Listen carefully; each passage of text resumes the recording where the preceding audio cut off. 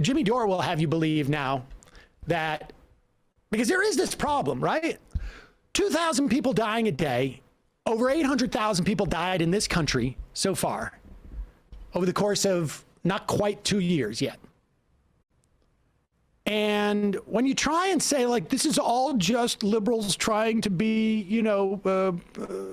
authoritarian, fear-mongering for pharma. Fear-mongering for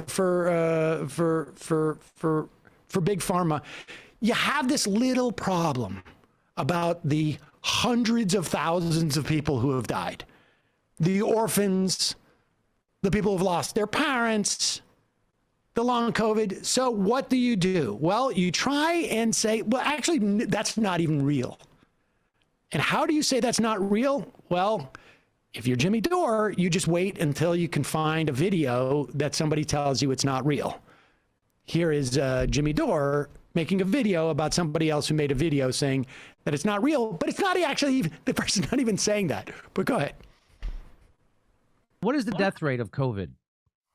What is the death rate of COVID? We've tried to figure it out here. We've done 2 videos on it so far, and nobody knows. Pause it. Wait, we've done 2 videos on this so far. We can't figure out what the death rate is. We've done 2 videos. We fired one producer, and we can't get to the bottom of it. We can't get to the bottom of it. I don't understand it. Here we go. Keep playing this. I'm going to be so happy with myself after I found a video that's going to tell me what the real carry the one. You know what's amazing too about this? You're going to see that, like, he doesn't even do any work off this video. The research process is the video, the shooting of the video, not before and not after. But it's not even about the United States. It's about the UK, and he doesn't even take the time to actually do the math to figure out what it would be here. But hey, go ahead. I'm really excited about this. Well, I think a lot of people know, but they're not telling us what the real COVID death rate is. Well, our friend, Dr. John Campbell, over across the pond in the UK, they did a freedom of information request in the UK from the British government or England government or UK government. They have that also, the Freedom of Information Act in the UK. Yeah, I didn't know. Right? This is when I found out about it through this. So let's watch. Wow, John Campbell is going to tell you what the real death rate is in the UK, and the answer is going to surprise you. Here we go. Well, welcome to today's talk. It's Thursday, the 20th of January. Now, there's been an awful lot of debate about deaths in this pandemic. And there's a new Freedom of Information request release from the United Kingdom that shows the number of deaths actually solely attributable to COVID may be way lower than anyone had thought. What? And if this data applies to the UK, I'm sure it applies to the United States, Canada, European countries, all the others. Are you a doctor? Are you a doctor? He's no Tony Science. So you mean all the stuff that they've been saying for 2 years straight about the death rate has been bullshit? Well, let's find out. I don't know. Find out. We can't find out. Advanced economy countries, it will also apply to, I would imagine. Now, it's interesting. Let's look at it. So here we have, this is the 30th of March 2020 to the 7th of January 2022. In other words, this is basically this is the time of the pandemic when people have been dying, up to the 7th of January. Office for National Statistics, obviously, it's a couple of weeks behind, but it's not bad. 127,704 excess deaths above the 5-year average. So do you understand what that means? So the normal death rate, they had an excess of 127,704 extra deaths that were over the average normal death rate. And people attribute that to COVID. So that's what he's saying there. You see that? Okay, just want to make sure. We have often thought that this is perhaps the most accurate way to look at deaths. Not so much who died from what, when, but how many more people have died than we would expect. The difference being, of course, we've been living through this pandemic. So that's probably a pretty good indicator. But this next one here, official data. Now, this is deaths within 28 days of a positive test. Now, this is data as of the 19th of January, so it's yesterday, always up to date, a day late. Well, it's a day late. It's now the 20th. This is up to date as of the 19th. Death within 28 days of a positive test, 359 daily deaths, which is good to see that's come down a bit lately, and 152,872 total deaths. So we have one figure for the total deaths there, 127,000. We have another figure for the total deaths there within 28 days of a positive test, 152,872. And then where COVID-19 is mentioned on the death certificate as a contributory factor to death, 174,000. Did you see that? Do you see that sleight of hand? It went from 120 some thousand, then it went to 152, and now The official number is 174,000 deaths. Those are three totally different numbers. Now let's watching. Hold on, pause it for 1 second. Let's just stop and think for a moment. We're doing a video so we can do the research. Jimmy Dore's friend across the pond says that there are only 130,000, 127,000 excess deaths over the course of those 2 years. But the COVID numbers are at 174,000.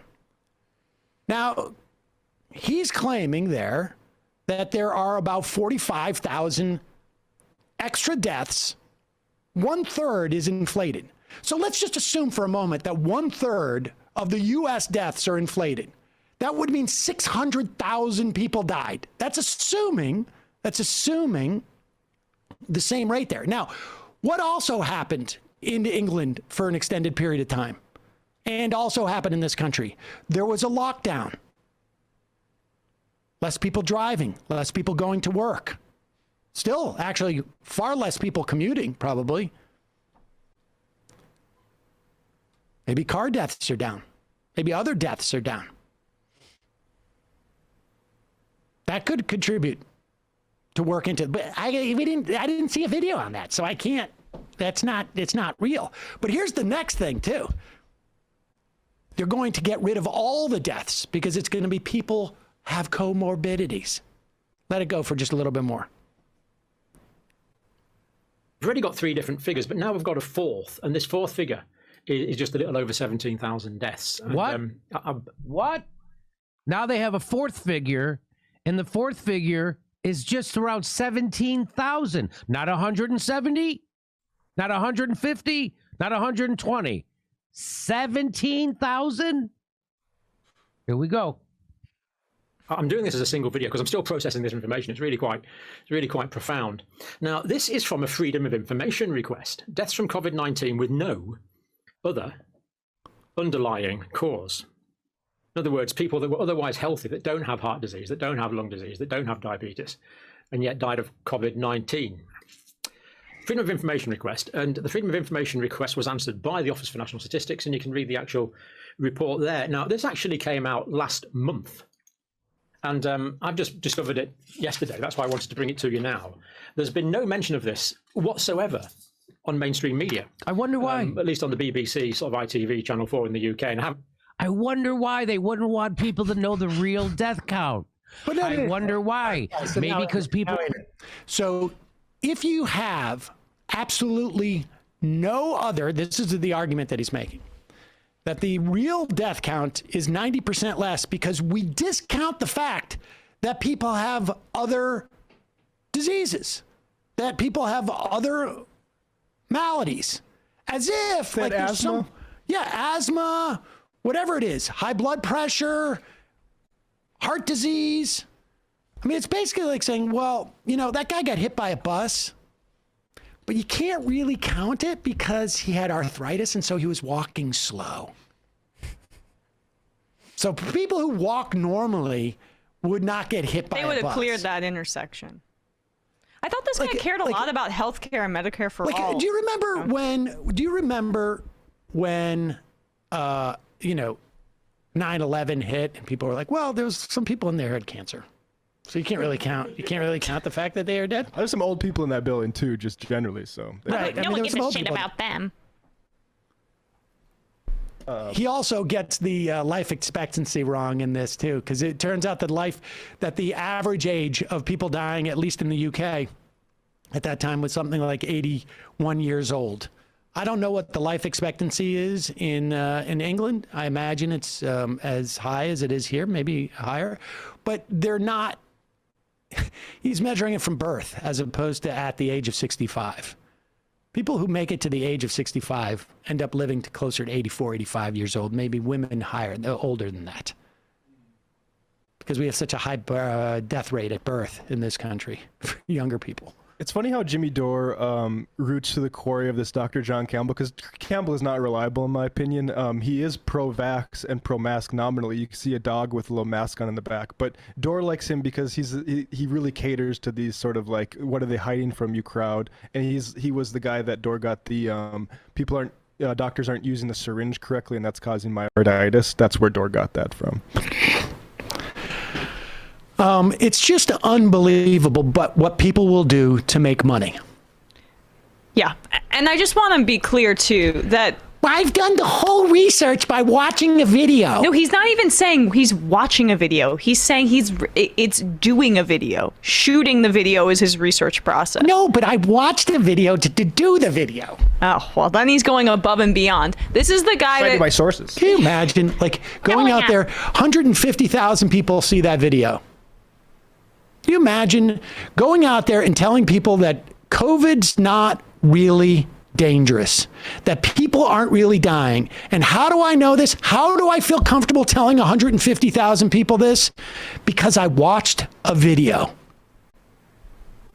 I have another video I just retweeted. People can check out by Dr. Susan Oliver 1. Dr. John Campbell's video attempting to downplay COVID deaths has gone viral. Alas, my video debunking it probably won't go viral, but hopefully it will guide some people to the truth. So go check that out, folks.